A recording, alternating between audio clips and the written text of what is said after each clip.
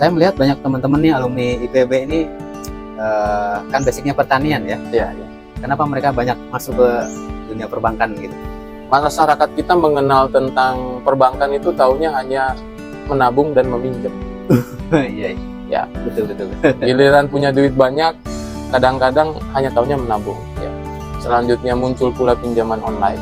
Ya. Ya, baik yang legal maupun yang ilegal. Nah, khusus yang ilegal ini yang menurut saya buat para UMKM harus benar berhati-hati. Karena sebenarnya untuk menjadi sukses itu tidak ada yang instan.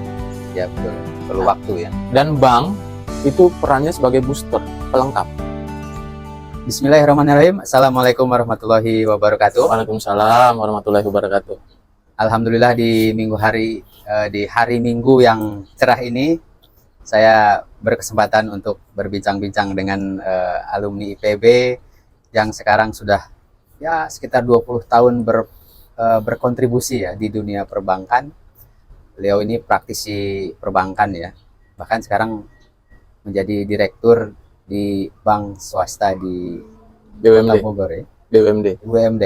Ya. Ini saya langsung perkenalkan nih Pak Fasirun. Ya, terima kasih Pak Sandi, pagi-pagi sudah diajak ngobrol-ngobrol. Minimal kita punya inspirasi, insight dalam kehidupan. Terima kasih sudah diundang. Pagi yang cerah, kebetulan kita di Alam Sutera ya. Iya. Ya, sekaligus ngopi bareng lah. Iya. Ini kalau weekend biasanya apa kegiatan? Ya, olahraga lah ya. Kita harus tetap fit ya, berpikir positif sembari kita ya kadang-kadang saya suka ke pasar-pasar tradisional ya untuk mengetahui bagaimana kondisi para nasabah, kondisi ekonomi, kemudian kira-kira apa saja sih yang bisa kita lakukan buat pembinaan para nasabah di lapangan. Belusukan juga ya ke pasar? Wajib. 80% ya memang kita harus sering kunjungan atau kita sering melihat kondisi di lapangan. Oh begitu ya. Ya. Sebelum kita berbicara tentang perbankan ini, kita mau kenalan dulu nih sama Pak Fasirun ini. Boleh. Ini asal dari mana, sekolah di mana, kemudian alumni mana ini? Ya, kebetulan saya lahir di Buton ya, Sulawesi Tenggara. Ya. Dan saya kuliah di IPB. Ya, ini sahabat saya yang luar biasa, Pak Sandi. Kita sama-sama kuliah di jurusan Teknik Pertanian, Fakultas Teknologi Pertanian FATETA, angkatan 35 ya.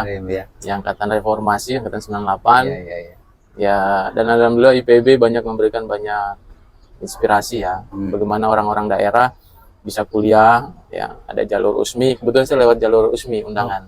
Undangan, ya. Sama dong, saya juga. Sama juga ya. Ya. Tapi Pak Fasirun ini populer sekali waktu itu ya di kampus. Ya di kampus karena saya kebetulan ketua Himpro. Iya. Kebetulan juga sering ikut kuis dan sampai sekarang juga alhamdulillah masih dapat gelar paling banyak ikut kuis di Indonesia ya. Moga-moga. Temennya Pak Helmi ya. Alhamdulillah. Nah, jadi kita masih ya apa ya punya eksistensi diri juga kita tetap kembangkan lah. Oke. Waktu itu lulus tahun berapa Pak? Sama lah, 2022 ya. 2002. Ya, 2002. Mohon maaf, 2002. Ya 4 tahun ya standar-standar aja. Standar. Ya. Nah, kemudian saya lanjut di Trisakti ya. Ambil magister manajemen ya. Alhamdulillah juga berguna ya untuk di dunia bekerja maupun di usaha. Berarti S1, S2-nya di Trisakti. Iya. Terus masuk ke perbankan ini sejak 2022 atau? Oh enggak, sebelumnya saya bekerja di subkonnya Sukovindo ya. Sukovindo. Banyak, kebetulan saya di project director, analis survei untuk apa namanya pekerjaan-pekerjaan waktu di Sukovindo selama hampir 2 tahun. Kemudian saya 2004 masuk ke Danamon ya, dari Danamon saya di hire saya Biniaga. Terakhir saya di hire di Bank BJB. Ya.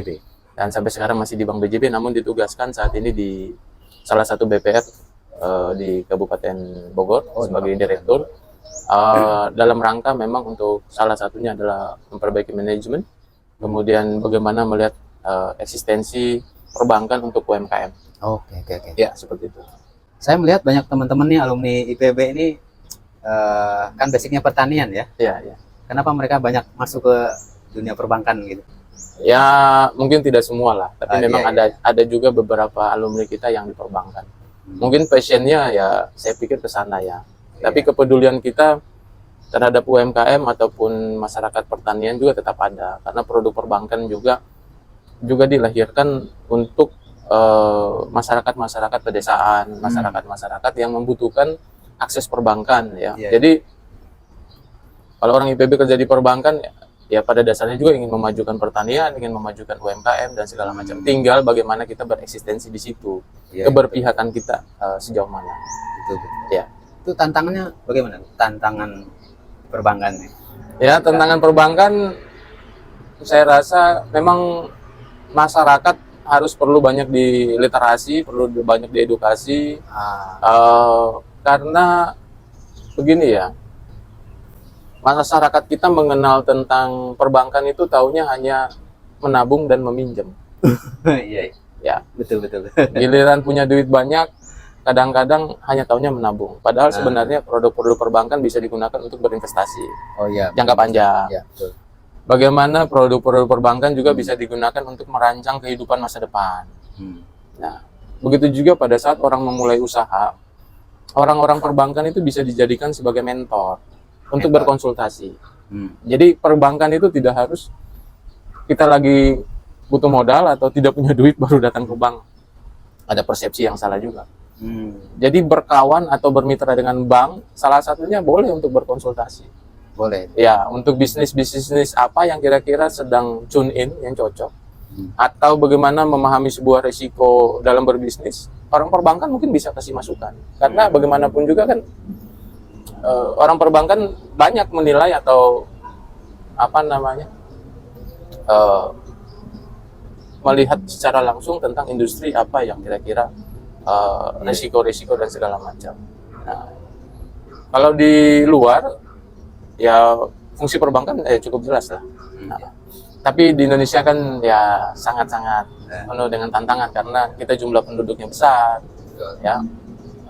Kemudian kita punya edukasi perbankan juga masih kurang. Maka saya rasa kemitraan antara pengusaha pemula ya, khususnya UMKM, ya moga-moga dengan perbankan bisa jauh lebih maju ya ke depan. Iya, iya. Selama hampir 20 tahun ya di perbankan, itu sebagian besar itu di UMKM. Oh, menangani UMKM. Menangani UMKM. Dan saya spesial kebanyakan memang menangani pasar-pasar tradisional dan pengusaha pemula. Ya. Boleh cerita nih perkembangan selama 5 tahun terakhir deh. Oh, ya. 5 tahun terakhir itu 5 bagaimana tahun. perkembangan UMKM? Ya, 5 tahun terakhir ini memang kita selepas COVID bahkan itu kan kita dihadirkan dengan kemudahan digitalisasi dan kemudahan secara online. Ya, perbankan juga mengalami transformasi di mana baik transaksi menjadi digital, kemudian munculnya e-commerce, jadi memang sebuah budaya belanja. Ya. Ya. Selanjutnya muncul pula pinjaman online, Ya. ya, baik yang legal maupun yang ilegal. Nah, khusus yang ilegal ini yang menurut saya buat para UMKM harus benar berhati-hati karena dihadapkan kemudahan akses untuk meminjam. Nah, berarti bank ini bersaing dengan pinjol? Pada dasarnya tidak juga. Tidak juga. Karena banyak juga pinjol kan membutuhkan pembiayaan, ya kadang-kadang banknya juga masuk ke dalam. Oh, masuk juga. Masuk juga ke dalam pinjaman online atau mungkin yang teman-teman juga ada financial technology, ada juga di sana perbankan. Ya. Iya. Ini kan hanya sarana, betul. sarana saja. Cuman kan kepada masyarakat dengan kemudahan akses tersebut, otomatis kan, mohon maaf kalau dipinjol kan bunganya agak lebih besar karena ada faktor risiko di dalamnya. Tapi buat masyarakat dengan kemudahan itu, apakah betul menggunakan pinjaman online untuk kebutuhan yang betul-betul terukur dan terencana? Iya, terukur dan terencana. Iya, karena banyak masyarakat kita menggunakan pinjaman online lalu jadi bermasalah. Iya. Nah, makanya kenapa orang meminjam itu dasarnya punya tujuan. Sehingga jangan sampai kita melakukan pinjaman, terlepas pinjam kemanapun ya, itu dasarnya harus jelas. Ya. Karena itu dasar utama kita meminjam. Ingat secara filosofi, ingat secara umum aja. Apa sih yang ditanya di akhirat nanti? Kalau kita punya masalah di dunia, cuma ada dua kan? Yakni persoalan hutang piutang dan urusan sejengkal tanah. Nah, betul. Itu simpel aja. Jadi jangan sampai kita punya pinjaman, kita tidak mengukur dan tidak terencana mengakibatkan kita bermasalah. Kalau bank mungkin melakukan analisa dulu Ya, peminjam ini, ya. setelah sesuai baru dikasih ya. Kalau pinjol kan enggak ya? Sama juga ada standarnya. Pinjol juga sama kok pada dasarnya. Cuman kan Iya. aksesnya memang jauh lebih mudah ya. Cuman kembali lagi karena mungkin kalau dipinjol memberikan kepercayaan penuh kepada pengguna ya. Artinya pengguna ini harus siap-siap juga untuk melakukan pembayaran sesuai dengan, karena bagaimanapun juga bunganya jauh lebih besar dibandingkan dengan pinjam di bank konvensional secara langsung. Ya. UMKM ini juga melakukan pinjaman ya? Ada. Bank juga, ke pinjol juga. Gitu. Oh, UMKM? Ya, Ya tergantung UMKM-nya. Makanya kita harus melakukan pembinaan. Ya, Fungsi pembinaan perbankan itu adalah tidak hanya melihat bagaimana dia meminjam ya, tapi setelah meminjam itu apakah usahanya menjadi maju apa tidak. Makanya di dalam fungsi perbankan itu ada namanya fungsi monitoring, kunjungan, melakukan kegiatan mix match ya, pertemuan dengan sesama para UMKM, melakukan seminar ya, melakukan monitoring terhadap usahanya, apa yang menjadi kendala. Kenapa? Kadang-kadang para pengusaha ini menemukan kasus-kasus yang sebenarnya sudah pernah dialami oleh pengusaha sebelumnya. Nah, pihak perbankan ini bisa menjadi mediasi atau sebagai pengantar. Oh, harusnya usahanya Bapak bisa kita edukasi. Nah, proses edukasi itu ya kembali kepada perbankannya sendiri. Ya. Kebetulan saya juga banyak melakukan pembinaan-pembinaan dari tahapan pengusaha pemula sehingga bisa menjadi lebih besar. Berarti Pak Sirun sudah melihat nih ada beberapa UMKM yang sukses, tapi ada juga yang gagal berarti kan? Gagal itu rata-rata gagal atau belum sukses ya? Atau belum sukses. Sebenarnya tidak gagal sih. Ya. Hanya saja satu, ada orang gagal karena mungkin dia tidak konsisten. Yang kedua, kesalahan mengelola keuangan. Kesalahan mengelola keuangan. Ya. Berarti nanti ada semacam kerugian dong untuk bank karena mereka nggak bisa mengembalikan uang yang dipinjamkan itu. Oh ya kan, pasti ada juga kan, ada jaminan. Mitigasi pasti ada jaminan. Kemudian kita lihat dari awal konsep usahanya itu mau buat apa. Kenapa monitoring itu penting? Jadi nasabah itu pada dasarnya pada saat melakukan pinjaman, kita dari perbankan ingin tahu dulu dia punya konsep dasar. Ya. Makanya kalau tim saya ingin sampaikan bahwa untuk UMKM itu harus punya konsep dasar terlebih dahulu. Apakah untuk modal kerja, ataukah untuk investasi, ataukah memang untuk konsumtif, itu aja. Ya, jadi terukur dan terencana ya. Karena sebenarnya untuk menjadi sukses itu tidak ada yang instan. Ya betul, perlu waktu ya. Dan bank itu perannya sebagai booster, pelengkap. Booster. Misalnya Pak Sandi punya usaha. Dalam 2 tahun kapasitasnya sekian, ingin mengembangkan ke tempat sekian, lalu mengajukan ke bank. Nah, bank analisa apakah langkah yang dilakukan oleh Pak Sandi ini cukup bagus nggak, cukup tepat. Tidak semua oleh perbankan. Jadi Pak Sandi harus menggunakan dana sendiri juga, biasanya 70-30 ya. 70. Artinya 30% dari Pak Sandi atau 70, bahkan sampai 50-50 ya. Itu bagus juga sebagai komitmen juga. Iya. Bahkan ada yang cuma 20%. Ngetes dulu pasar. Ya. Dia rasa udah oke, baru dia pengen tambah lagi. Lihat dengan kemampuan. Ya. Yang paling repot adalah kalau orang pinjam nggak punya tujuan. Nah, itu ya. Jadi uangnya nggak jelas dipakai apa ya? Nggak jelas dipakai apa, mau buat apa. Andai kata dipakai untuk kebutuhan mendadak, dia sudah punya preparation ya. Persiapan, oh nanti saya tutupnya oke dari gaji ini, oke dari tambahan ini. Tapi dia pun tahu bahwa itu keputusan mendesak. Ya tidak hanya pinjol ya. Anda menggunakan kartu kredit pun harus jelas. Ya, buat apa? Karena kalau tidak jelas, mending uangnya disimpan, diinvestasikan ke bidang lain, ke struktur-struktur lain lah. Mau Anda mau simpan saham, atau investasi terencana untuk pendidikan, atau investasi Anda untuk masa tua. Jadi pola hidup hemat ya, bukan pelit ya. Beda ya. Beda sama hemat. Anda pola hidup hemat. Kalau Anda seorang pegawai, ya Anda harus sudah punya pegawai nih, walaupun stabil keuangannya, asal dia bisa atur, Nah, ya insya Allah juga masa tuanya, walaupun dia jomblo misal, iya, ya, dia sudah bisa mengatur keuangan. iya, iya, iya. Kalau misalnya pendapatan Anda kurang, sudah dihitung segala macam kurang, ya mau nggak mau, Anda harus punya pekerjaan sampingan yang Nah, jelas. Atau Anda pasangan membangun usaha bersama. Karena matematik logisnya kan cukup jelas lah. iya, iya. Kalau Anda punya pendapatan 4 juta, pengeluaran sampai 6 juta, ya sisanya kurang dong. Oh iya, Nah, minus. apa yang harus Anda laksanakan? Ya, Nah, mengurangi ya. Pertama kita efisiensikan dulu pengeluaran. Efisien, apakah pengeluaran 6 juta itu sudah sesuai tidak? Ya, kalau memang belum sesuai, dicek lagi kembali. Oh, ternyata masih bisa dihemat sekian-sekian. Iya, iya. Nah, 4 juta ini rasa-rasa masih belum cukup, berarti Anda harus punya effort kembali untuk punya pendapatan. Oh iya, ini. Bagaimana nih kalau misalnya saya nih Mhm. mau buka usaha, Mhm. dalam hal ini mungkin UMKM itu, Boleh. bagaimana prosesnya sampai dapat pendanaan itu dari bank? Oh, pertama sih Anda harus punya market, Market, calon Produk? pembeli. Enggak. Produk itu nantilah. produk menyusul, market dulu. Kalau saya sih lihat market. Anda mau jual apa, diterima market nggak? Nah, Contoh, ini kawasan misalnya Alam Sutra ya. Ya. Ini contoh aja nih. iya, iya. Saya contoh kecil aja. Kebetulan saya adalah distributor alat tulis kantor lah.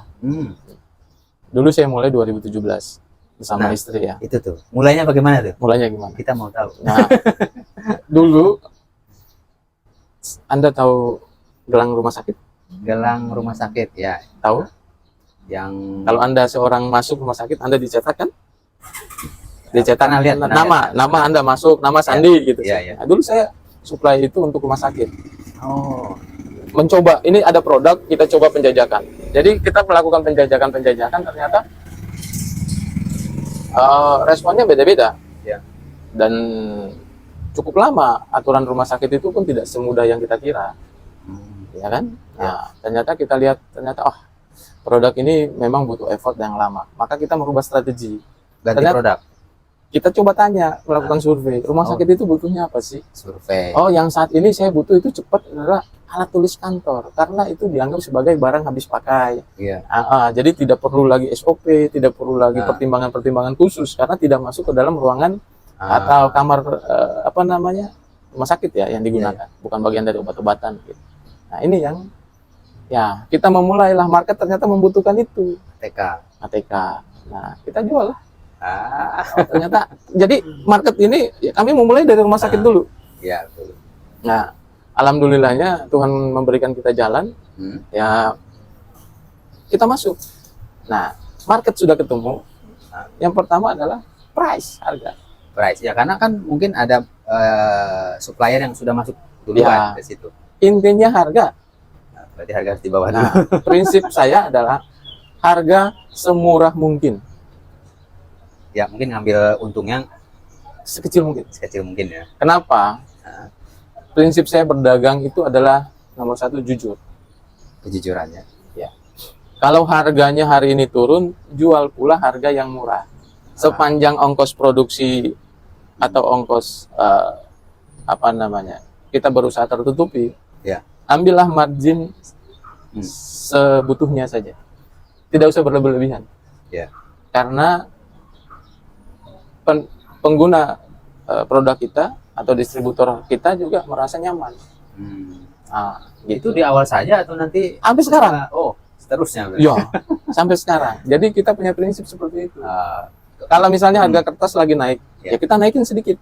Tapi kalau harga kertas lagi turun, kita jual pun turun. Ya, itu konsep sederhana saja. Iya.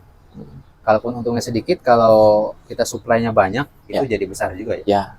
Ya, alhamdulillah diberikan kepercayaan untuk kawasan di sini banyak yang menggunakan jasa kami.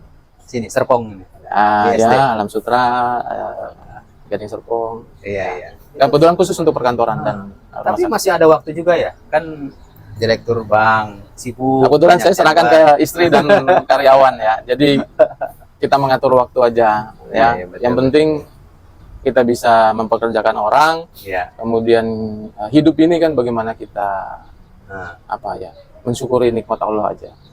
Betul betul betul. Seperti itu. Terus ini dah, saya tuh ya mungkin kepikiran buat UMKM, tapi ada satu lagi yang saya pikirkan. Apa itu, Pak? Investasi keuangan. Investasi keuangan, saya tuh mempelajari saham, Ya, boleh. mempelajari investasi yang lain ya, seperti surat berharga, Boleh, boleh. P2P lending, itu saya Yes. pelajari. Ya. Menurut Pak Sirun itu Boleh saja, bagaimana boleh. nih? Boleh, boleh. Hmm. Mumpung masih muda, masih punya sumber pendapatan, silakan coba berbagai macam instrumen ya. Mau belajar tentang saham, mau punya usaha kecil-kecilan, sok mangga. Karena kalau bangkrut juga masih ada Nah, pendapatan kan? iya iya Ya. iya. Tapi intinya adalah pada saat Anda gagal, Anda tahu salahnya di mana. Iya. Ya, itu dulu. Anda mau main saham jangka pendek ataupun jangka panjang, ya ditekuni, Tekuni ya. tekuni. Atau misalnya Anda mau dagang di kawasan lingkungan dan Anda lihat marketnya ada, harganya oke, ya udah tekuni aja dulu. Hmm. Karena bicara soal usaha, nomor satu konsistensi. Jangan hari ini buka, besok pagi tutup. Atau lagi malas, berarti Anda belum punya market, belum Iya. bahkan tidak menciptakan market apapun. Iya iya. Begitu juga Anda main saham, yang mungkin pengennya sekali, ya ternyata Anda mainnya pendek, padahal tujuan awal jangka Investasi panjang. ya. Investasi. Karena ada orang yang trading, ada investing. Ada yang sebagai trading, ada sebagai investing. Beda lah, kalau trading kan harian lah ya. Ya, kalau mau investing ya jangka panjang, di atas 5 tahun. Iya, iya. Seperti itu. Kenali juga resikonya ya, karena Kenali resikonya. Sekali lagi saya katakan bahwa untuk menjadi kaya atau sukses pun, bukan kaya ya maksud saya, berhasil pun tidak ada yang instan. Iya. Seperti itu. Jadi harus pelan-pelan, bertahap, Bertahap. sampai Karena target tercapai. Anda lahir pun tidak mungkin langsung kerja ya. Jadi bayi dulu kan.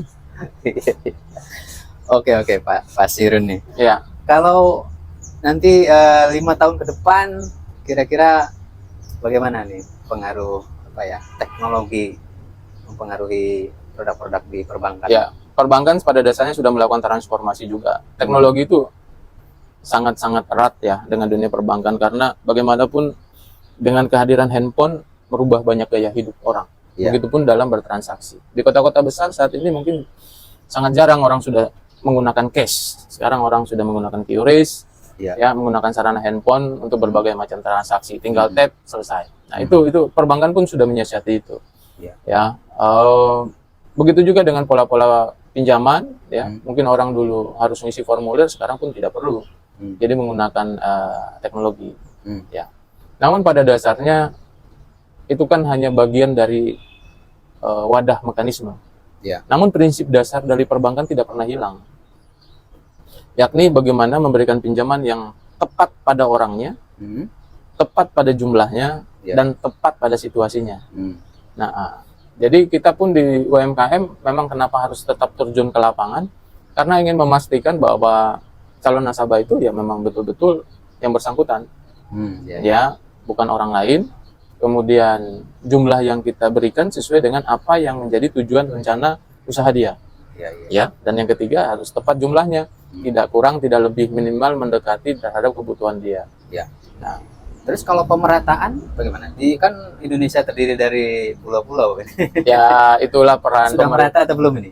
Itu secara umum kan pemerintah punya regulasi, kemudian juga ada OJK yang mengatur bagaimana agar pelayanan akses perbankan. Saya pikir BRI, BCA, kita semua perbankan ya di Indonesia ini kan agar masyarakat itu punya akses yang sama ya.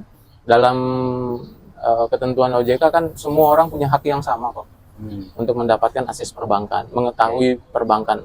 Makanya ada produk-produk kayak simpanan pelajar, tabunganku, itu pemerintah memberikan layanan yang semua orang pun bisa menikmati. Seperti itu ya. Nah, tinggal bagaimana soal etos kerja masyarakat kita ini, Indonesia ini ya, menjadi masyarakat yang produktif. Harus produktif. Jadi bangun pagi, bekerja, ya segala macam itu, baik itu secara online ataupun secara offline ya. Di media sosial atau menghasilkan produk ya, atau mungkin berawal dari menjadi seorang reseller, nggak masalah. Banyak potensi kita yang belum kita garap ya. Bangsa ini punya banyak sekali rempah-rempah, hasil bumi, jamu-jamuan. Itu sebenarnya produk-produk yang bisa kita olah, yang mungkin negara lain nggak punya. Ya, kalau Thailand kita kenal dengan bahkan kelapanya, dengan duriannya, dengan produk-produk kemasan hasil seafood juga. Tom Indone- Yum. Hah? Tom Yum. Mungkin Pak Sandi yang lebih akrab di dunia industri makanan kan. Ya, di kita pun bisa, ya kan? Iya, iya. Nah, yang menjadi persoalan adalah bagaimana kita konsisten, ya. Konsisten. Saya kelola minat laut, alumni IPB juga kan cukup besar ya. Artinya ya kita harus menciptakan itu gitu. Iya, iya. Ya. Dunia online ini baik itu di Tokopedia, TikTok ataupun yang lain sebenarnya membuka akses jalan buat para pengusaha-pengusaha kita lebih eksis.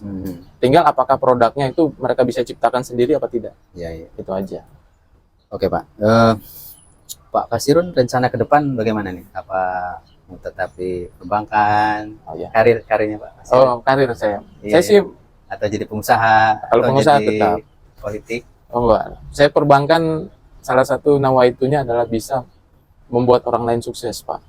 Jadi kerja di perbankan itu kita dikasih amanah ya. Ya. Ya, untuk membuat orang lain bisa jadi sukses. Itu aja sih. Nggak lebih nggak kurang lah. Ada rasa bahagia juga kalau orang Oh lain iya sukses. iya. Saya dikasih kewenangan untuk membuat orang yang pengen maju, ya hanya terkendala modal, ya coba kita lihat, coba kita bina, coba kita bermitra ya, kemana arahnya? Karena bagaimanapun saya pun pengusaha, yang kebetulan saya serahkan ke istri ya. Iya. Saya juga bermitra dengan perbankan, ya beli ruko, beli apa yang kita memang menjadikan tempat investasi, asal bertahap Pak. Nah, bertahap. Intinya ke sana. Kita pun bertransaksi dengan perbankan. Iya, iya. Nah, yang menjadi persoalan adalah kadang-kadang kita pengen terlalu cepat instan. Pengen cepat kaya. Pengen cepat berhasil ya Ya, langsung. Pak, ya mau berhasil tanpa harus mengalami proses itu. Gitu. Iya, iya. Justru dengan kita berproses, kita mengerti makna hasil dari sebuah Iya. kerja keras. Pak Pasirun pun kan mencapai level direktur itu kerja kerasnya belasan tahun ya. Ya, memang ya apapun yang kita diberikan ya kita mensyukuri. Yang kedua kita bagaimana melihat kehidupan ini dengan bijak. Dengan bijak. Ya, dengan bijak. Iya, iya. Karena kalau kita ditempatkan posisi juga yang terlalu instan, mungkin tidak siap. Jadi ada masanya. Betul, betul. Sampai mateng itu baru Ya. ada di atas itu. Ya, jadi right man, right place, right time. Ya. Mungkin ada saran lain buat adik-adik kelas kita nih Oh, yang akan lulus mau Boleh. berpikir wah berkarir di mana ya gitu. Ya. Atau di sektor apa yang yang Cocok cocok apa? ya yang cocok. Kalau saya sih melihatnya apapun kita punya pekerjaan, lakukan yang terbaik saja. Lakukan yang terbaik. Ya, mau jadi pengusaha, mau jadi karyawan, mau jadi traveler sekalipun atau YouTuber kayak Pak Sandi ini, belum. lakukan yang terbaik saja. Iya, iya. Mengapa Pak Sandi pas calling saya, Pak Pasirun saya boleh nggak? Bro, mau wawancara. Oh, lanjut, siap. Nah, walaupun hari ini saya juga banyak acara, tapi saya Iya, selalu iya. menyempatkan waktu untuk orang-orang yang mau mewujudkan mimpinya. Iya, oke, oke. Benar dong? Betul. Betul. Nah, itulah tujuan kenapa harus punya banyak jaringan. Iya. Mumpung yang muda-muda, Nah. perbanyak koneksivitas, perbanyak networking. Iya. Ya, apa yang Anda punya, apa yang Anda dikaruniai, bisa bersinergi dengan banyak orang. Karena pada dasarnya manusia itu saling membutuhkan. Iya, betul. Ya. Tolong menolonglah kamu dalam perbuatan takwa. Iya. Nah, itu saya selalu ingat. Jadi kalau ada orang baik sama orang baik ketemu, Iya. nah, insya Allah jadi bagus. Oke, Pak. Pak Sandi ini luar biasa membuat channel Bintang 17. Iya. Sangat menginspirasi ya. Moga-moga seperti podcastnya Kang Deddy ya. Wah, Kang Deddy Kobuzer ya. Seperti itu. terima kasih nih waktunya. Sama-sama Pak Sandi Pasirun sudah kan sangat berkunjung. sibuk ya. Ya, kita bagi-bagi aja. Iya, iya. Saya doakan lah Pak Pasirun lebih suksesnya dari yang sekarang. Amin. Saya juga bisa menginspirasi buat Pak Sandi juga. Ya. Sama teman-teman yang pemirsa Bintang 17. Apapun yang terjadi, lakukan dengan tetap semangat, terus belajar, dan jangan lupa sayangin orang tua Anda. Super. Luar biasa nih Pak Ya. Pasirun. Sama-sama. Ya, terima kasih, mungkin nanti kita ketemu lagi ya. Siap. Iya, ya. di lain waktu lah. Sama-sama Pak Sandi. Ya. Oke. Oke, demikian perbincangan saya dengan Bapak Pasirun. Semoga penonton bisa mendapatkan insight atau pencerahan ya, atau inspirasi dari obrolan ini. Terima kasih sudah menonton. Saya tutup. Assalamualaikum warahmatullahi wabarakatuh. Waalaikumsalam warahmatullahi wabarakatuh. Oke, salam. Thank you.